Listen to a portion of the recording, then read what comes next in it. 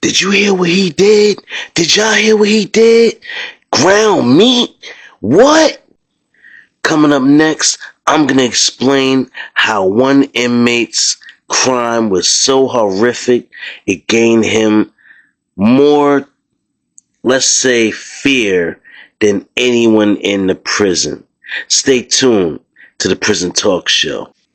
What up, what up, what up? We are back. Who am I? Jersey Street Corner, and this is the Prison Talk Show, people. So let's get into it.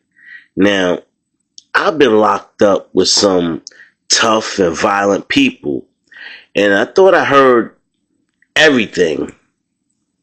I thought I heard it all. But a year I was in prison, an inmate taught me a very good lesson about respect. Now, it's all good to demand respect when you walk into a pod, and depending on who you are, you might get it for a little while. But when people know exactly why they respect you, now that's a whole different ball game. When you know how violent someone could be and find out you might have to share a cell or a pod with someone locked up for committing a crazy crime, that chill sits in your bones. You can't sleep right with a real killer in your room. Now, every now and then, the prison will get packed. And that means if you come in, you might get placed in the wrong area for a few weeks until transfers, lockups, stuff like that got done. I might have mentioned Johnny Blackhands in another video. Yeah, I did. I did tell y'all. He's a real mob boss. I think I even told y'all he got his name from his sentence because he liked getting his hands dirty. Hence the name Johnny Blackhands. But I never told you what Johnny actually is in here for. And you're just going to have to listen to the story to get the whole gist of it. Just keep listening, y'all. So, as soon as Johnny Blackhands would come into the pod, immediately, it's people whispering and talking. Yeah. Apparently, everybody knows who this guy is. I never heard of him. He's an Italian. I don't know. He's got a couple guys with him. I don't know. I never heard of him. But apparently everyone wants him to end up in their cell. Now I'm like, why would somebody want another inmate to end up in their cell? Supposedly, Johnny Blackhands is a big time mob boss. And if he ends up in your cell, that means not only is your cell going to be protected, but he not going to sit there and eat right in front of you. How rude would that be? He got to sleep in the same cell with you, so he not going to sit there and eat right in front of you. He going to want to make sure that he can close his eyes at night knowing that he took care of his cellmate. So if Johnny Blackhands ends up in the cell with you, it's very likely that you're going to be dining. You're going to be eating real good. Because Johnny don't get that regular menu. He gets some extra stuff slid in from the street. Believe that. Yeah, every now and then, especially on the holidays like Easter and Christmas and all of that good stuff, I be smelling lobster and butter in that pod. Yeah. Now, you can't say nothing about it on your hating shit, or you'll get dealt with. But, yeah, Johnny be having steak and lobster. He don't play no games. So, as fate would have it, they put Johnny in my cell. And I'm thinking like, well, I'm good already. Like, I got DD. Blood's got me. Ain't nobody gonna do nothing to me up in here. But y'all, when I say, y'all just gotta watch how this unfolded. The lesson that I learned about respect. So now immediately I see him going up to the cell. So I go ahead, walking up to the cell, and I meet him up there, and I'm like, "Hey, what's good?" I'm calling. He's like, Johnny Black Hands. He says it real slow. So I extend my hand for a shake. And he looks at me. And he puts his hands out. And he says to me, he's like, "Are you a good guy or a bad guy?" And I just look and I'm like, I'm in prison. I don't know what you mean. We all bad guys. And he laughed. He said, "That's a good answer, kid. I like you. Hey, listen, I'm gonna get my stuff put together, and we'll get together later at lockdown. We'll talk at lockdown." I'm like, all right. So he seemed like I got him me. I'm like, I ain't gonna have no problems out of him. Now, I ain't get to press him for that paperwork yet. I'm gonna wait till lockdown for that. I still gotta find out what is this guy in here for.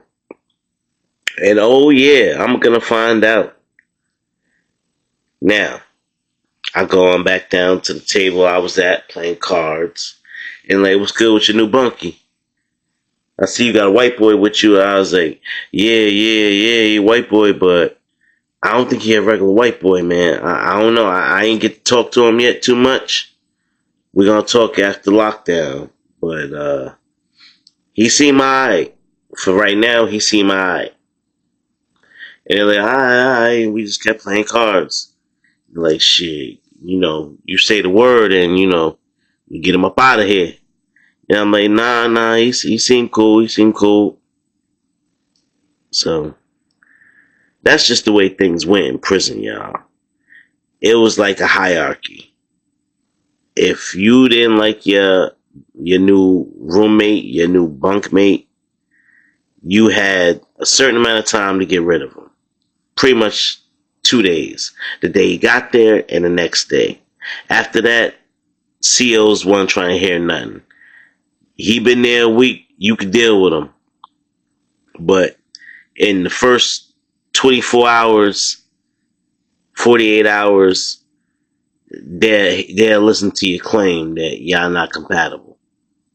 So you just gotta find a way to make it work. Now, down in the day room, that's where everybody watch TV at, use the microwave, play cards, all that good stuff.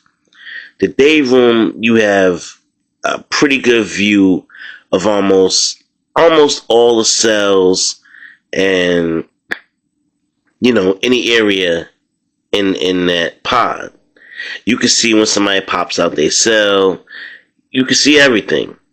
And the one thing that I noticed, Johnny Black moves around the pod militant. He has 2 other associates that follow his every move. 2 other big Italian dudes. And they follow him everywhere he goes. He can't even go take a piss without them watching the front door to make sure. They checking the stalls and everything to make sure nobody's in there before he goes in. Yeah, that's how they on it, y'all. So, the one thing I noticed is that Johnny Blackhands got a lot of respect. But why?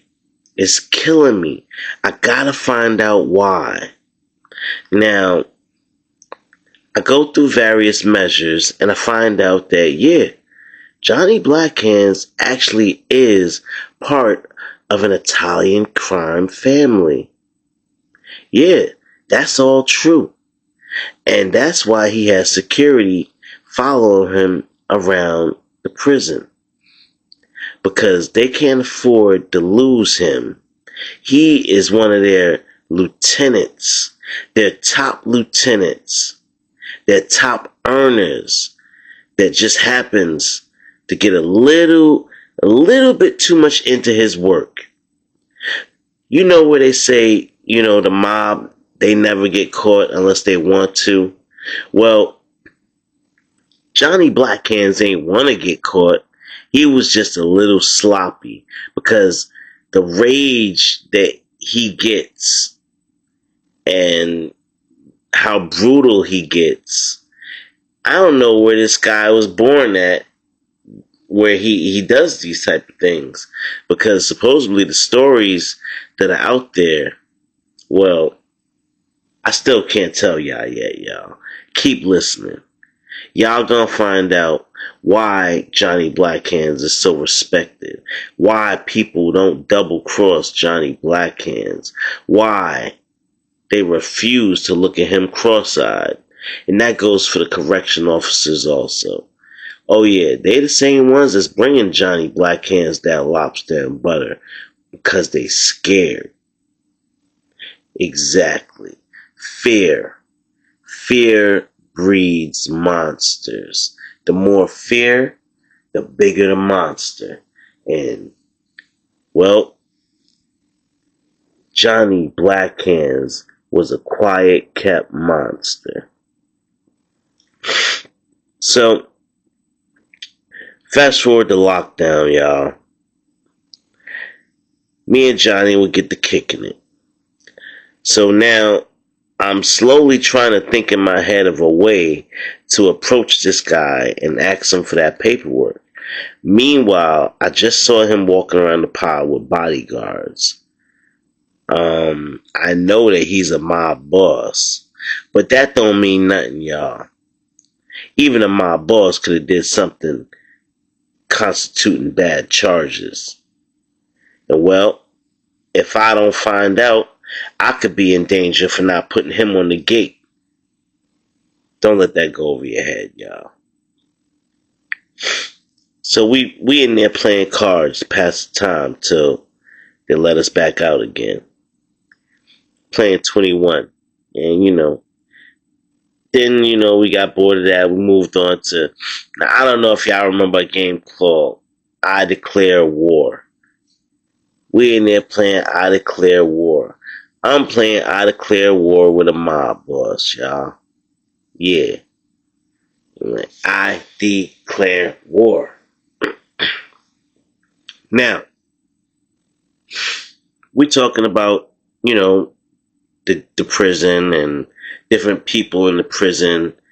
Johnny's asking questions about, a couple of characters he might have bumped into, and just asking, what they like, if they really like that and this and that. And I'm giving them the rundown, and slowly I worked it out, y'all. I was like, hey Johnny, what you here for? You a mob boss. Why are you here? You shouldn't be here with us. And Johnny just looked at me and he laughed. He said, it's a long story, kid. Long story. And I said, well, Johnny, look around. I don't think either one of us going anywhere. I got nothing but time. Lay it on me. I really want to know. He's like, you want to know? He said, all right, listen, kid, I'm going to tell you. I'm going to tell you why I'm here, but don't judge me. That's all I got to say. Don't judge me, kid. All right? And I'm like, all right, you got it. So we put the cards aside, and he started telling me, he's like, listen, I had a beef with this guy outside. He was another family. He was, another crime boss. And the guy, he was intruding on my territory. He was stealing some of my business, and I had to send him a message. I wanted to teach him a little lesson about respect and fear. So I'm just looking at him. I'm not saying nothing. And I'm like, okay. And he's like, so, me and a couple of my guys, we waited for him to go out on a little run. And we invaded his house. Now, we had been there numerous times before, so we knew which ways to get into the back without being detected. We found his dog.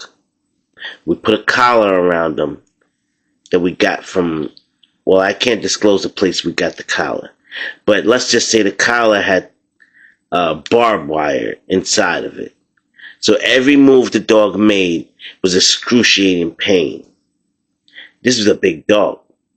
It's like half wolf, half German shepherd or something.